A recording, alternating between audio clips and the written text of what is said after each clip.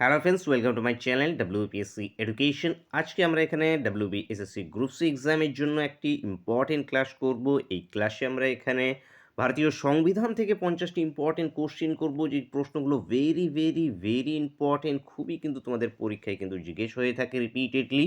তো ক্লাসটা শেষ পর্যন্ত অবশ্যই দেখবে, এবং চ্যানেলে যারা প্রথমবার ভিজিট করছো অবশ্যই ভিডিওকে একটা লাইক করে দেবে। চ্যানেলকে যারা সাবস্ক্রাইব করে রাখনি অবশ্যই সাবস্ক্রাইব করে নেবে। ফার্স্ট কোশ্চেন, সংবিধান সভার প্রথম স্থায়ী সভাপতি কে ছিলেন? তো যেগুলো প্রশ্ন তোমরা উত্তর জানো প্রত্যেকে তোমরা অবশ্যই কমেন্ট করবে। এই প্রশ্নগুলো প্রত্যেকেরই সবগুলোই পারা উচিত। তো আমি 50 আউট অফ 50 টার্গেট দিচ্ছি।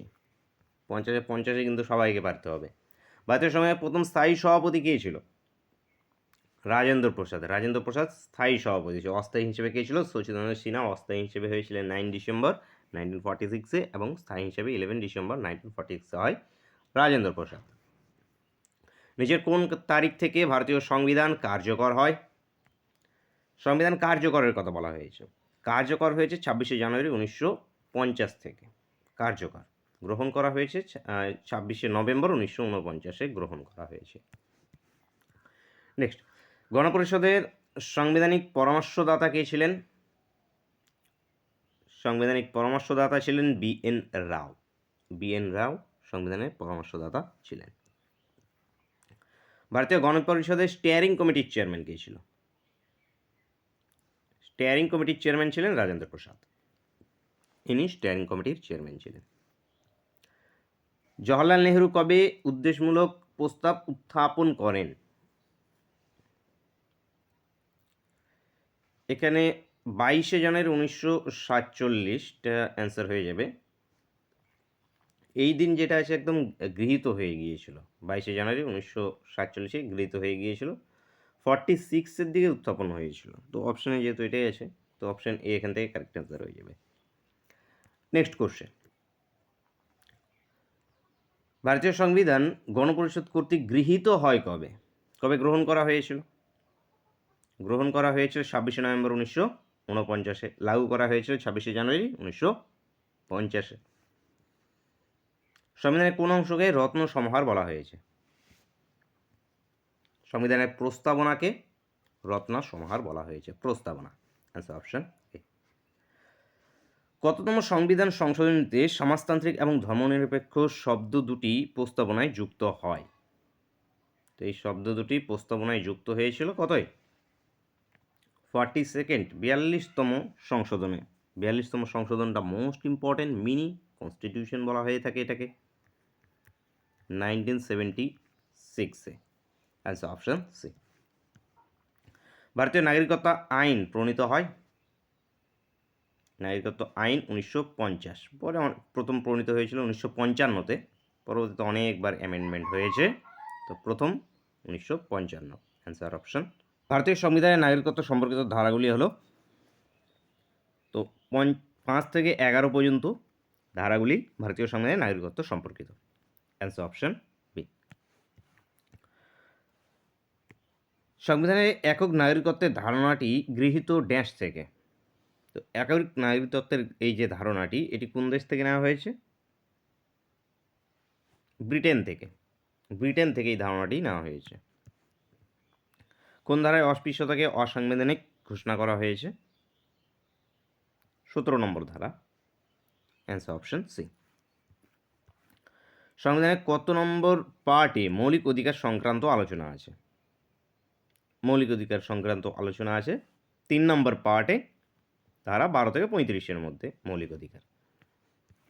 নেক্সট, কততম সংশোধনীতে সম্পত্তির অধিকারকে মৌলিক অধিকার থেকে বাদ দেওয়া হয়েছে? মৌলিক অধিকার থেকে বাদ দেওয়া হয়। তো মৌলিক অধিকার থেকে সম্পত্তির অধিকারকে বাদ দেওয়া হয়েছিল কত? 44, 44তম অ্যামেন্ডমেন্টে 1978-এ। বর্তমানে আছে কত? 300A-তে সম্পত্তির অধিকার, এটি বর্তমানে একটি আইনি অধিকার, বর্তমানে আছে 300A-তে, মনে রাখবে। নেক্সট, ভারতীয় সংবিধানের কত নম্বর ধারায় স্বাধীনতার অধিকার স্বীকৃতি আছে? স্বাধীনতার অধিকার এটা হয়ে যাবে আমাদের 19 থেকে 22-এর মধ্যে। 19 থেকে 22-এর মধ্যে স্বাধীনতার অধিকার। সংবিধানের কত নম্বর ধারায় ধর্মীয় স্বাধীনতার অধিকার আছে? ধর্মীয় স্বাধীনতার অধিকার 25 থেকে 28-এর মধ্যে। সংবিধানে উল্লেখিত নির্দেশাত্মক নীতির ধারণাটি কোথা থেকে গ্রহণ করা হয়েছে? নির্দেশাত্মক নীতির এই ধারণাটি নেওয়া হয়েছে আয়ারল্যান্ড থেকে। ডিপিএসপি 36 থেকে 51-র মধ্যে নির্দেশাত্মক নীতিগুলো আছে, পার্ট নম্বর 4-এ, পার্ট চতুর্থ পার্টে। নেক্সট, মৌলিক কর্তব্যগুলি কত নম্বর অনুচ্ছেদে বর্ণিত আছে? মৌলিক কর্তব্যগুলো 51A-তে। 51A মৌলিক কর্তব্য, টোটাল 11টি মৌলিক কর্তব্য আছে। অ্যান্সার কী হয়ে যাবে আমাদের? Option A. নেক্সট, ভারতের উপরাষ্ট্রপতি নিচের কোন কক্ষের অধ্যক্ষ?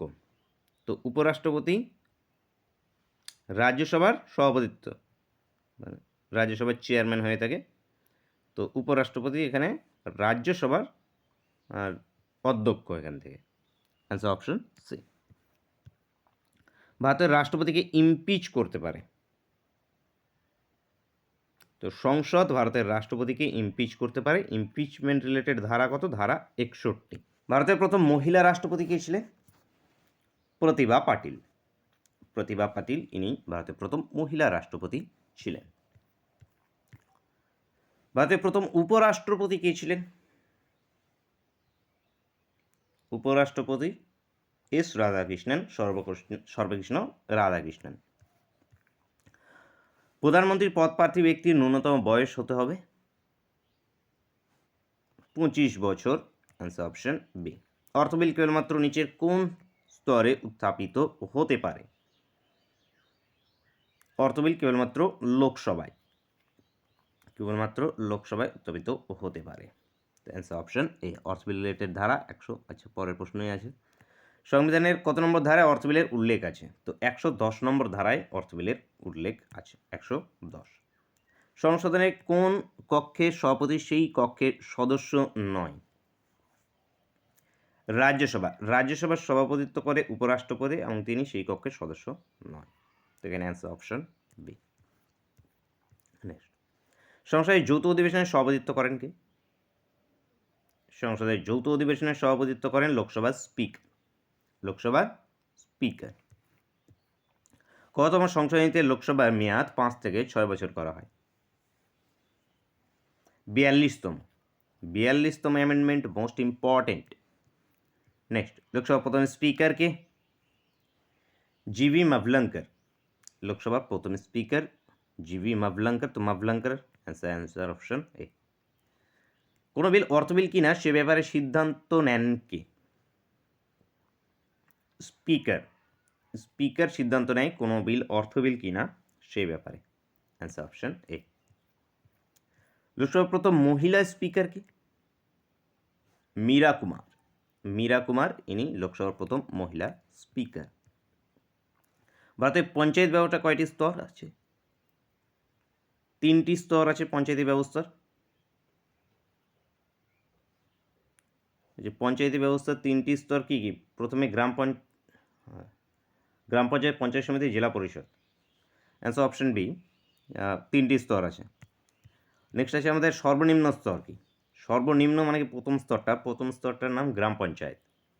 পঞ্চায়েত ব্যবস্থার সর্বনিম্ন স্তর গ্রাম পঞ্চায়েত। তারপরে গ্রাম পঞ্চায়েতের পরে পঞ্চায়েত সমিতি, তারপরে জেলা পরিষদ।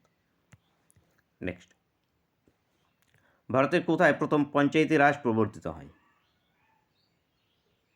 রাজস্থান, নাগৌর জেলা। রাজস্থানের নাগৌর জেলা প্রথমে পঞ্চায়েতি রাজ প্রবর্তিত হয়েছে 1959। কততম সংশোধনীতে পঞ্চায়েত ব্যবস্থাকে পূর্ণ সাংবিধানিক মর্যাদা প্রদান করা হয়েছে? 73তম সংশোধনে 1992-তে। কততম সংশোধনে ভোটাধিকার 21 থেকে 18 করা হয়? 61তম সংশোধনীতে ভোটাধিকার 21 থেকে 18 করা হয়েছিল 1989। স্বাধীন ভারতের সুপ্রিম কোর্টের প্রধান বিচারপতি কে ছিল? হরিলাল কানিয়া। হরিলাল কানিয়া। সংবিধান প্রবর্তিত হওয়ার সময় সংবিধান স্বীকৃত ভাষা কয়টি ছিল? 14টি ভাষা ছিল, বর্তমানে আছে 22টি। ভারতীয় সংবিধানে কত প্রকার জরুরি অবস্থার উল্লেখ আছে? 3 প্রকার জরুরি অবস্থার উল্লেখ আছে। জাতীয় জরুরি ধারা নম্বর 352, রাজ্য এমার্জেন্সি ধারা নম্বর 356, আর্থিক এমার্জেন্সি, রাজ্য এমার্জেন্সি বা রাষ্ট্রপতি শাসন, সেটা হয়ে গেল 356তে, এবং আর্থিক 360 নম্বর। স্বাধীনতার সময় জাতীয় কংগ্রেসের সভাপতি কে ছিল? ভারত স্বাধীনের সময় JB Kripalani. JB Kripalani is option C. সংবিধান প্রণয়নের ধারণা সর্বপ্রথম কে ব্যক্ত করেন? সংবিধান প্রণয়নের ধারণা সর্বপ্রথম এম.এন. রায় ব্যক্ত করেন। MN. Roy is option A. সংবিধানের কোন অংশটি আদালত কর্তৃক বলবৎযোগ্য নয়? প্রস্তাবনা এখানে আদালত কর্তৃক বলবৎযোগ্য নয়। কত সালে রাজ্য পুনর্গঠন আইন পাশ হয়? 1956 সালে রাজ্য পুনর্গঠন আইন পাশ হয়েছে, 1956। সংবিধানের কোন অংশে নাগরিকতা বিষয়ক ধারাগুলি আছে? তো নাগরিকতা বিষয়ক ধারাগুলি কি? পার্ট 2তে আছে, মানে দ্বিতীয় অংশে আছে। দ্বিতীয় অংশ 5 থেকে 11-র মধ্যে।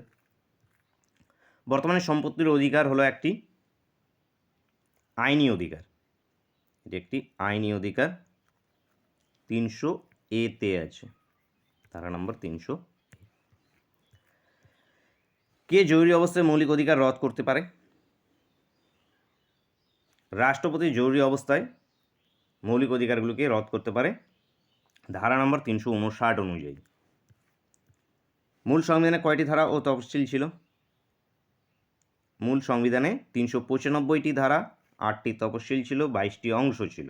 তো অ্যান্সার কি আমাদের অপশন সি।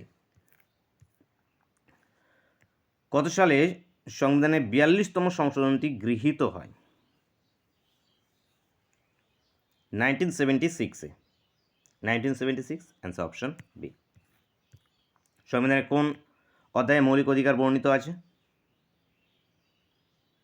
মৌলিক অধিকার বর্ণিত আছে তৃতীয় অধ্যায় ধারা নম্বর 12 থেকে 35-এর মধ্যে মৌলিক অধিকার বর্ণিত আছে। টোটাল 6টি মৌলিক অধিকার আছে, অ্যান্সার অপশন সি। নেক্সট, রাষ্ট্রপতি কাদের দ্বারা নির্বাচিত হন? লোকসভা, রাজ্যসভা ও বিধানসভার সদস্যর দ্বারা রাষ্ট্রপতি নির্বাচিত হন, অ্যান্সার অপশন ডি। নেক্সট আছে ক্লাসের শেষ কোশ্চেন এবং তোমাদের জন্য হোমওয়ার্কের কোশ্চেন। ভারতের প্রথম রাষ্ট্রপতি কে ছিল? তো জানো সবাই, তো তাড়াতাড়ি বলে ভালো কি উত্তর হবে। কটা পেরেছো? 85 টার্গেট দিয়েছিলাম আজকের, কারণ এগুলো প্রত্যেকেরই সবগুলোই পারা উচিত, বহুবার করানো হয়েছে ক্লাসে। তো কয়টা উত্তর করতে পেরেছো প্রত্যেকে অবশ্যই কমেন্ট করে জানাবে।